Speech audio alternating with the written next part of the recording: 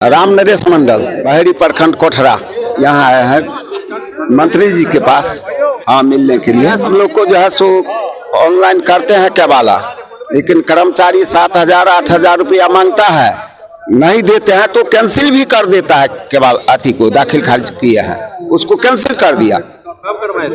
कितना दिन हो गया, फिर जो है सो किए, फिर कुछ नहीं, 3 बार हमने ऑनलाइन किए हैं, कैंसिल कर देता है। 10 रोज 5 रोज 15 रोज के बाद बुलाता है और उसके बाद पैसा नहीं देते हैं, कैंसिल कर देता है। हाँ, मांगता है 7,000 रुपया 8,000 रुपया मांगता है, अपने भी मांगता है और अगल बगल में उसका चमचा है वो सब से कहलाता है। हम चाहते हैं जो सरकार को पैसा हम लोग को ऑनलाइन हो जाए, हम लोग को क्लियर हो, हम सरकार को पैसा जो है सो रसीद कटा लेंगे।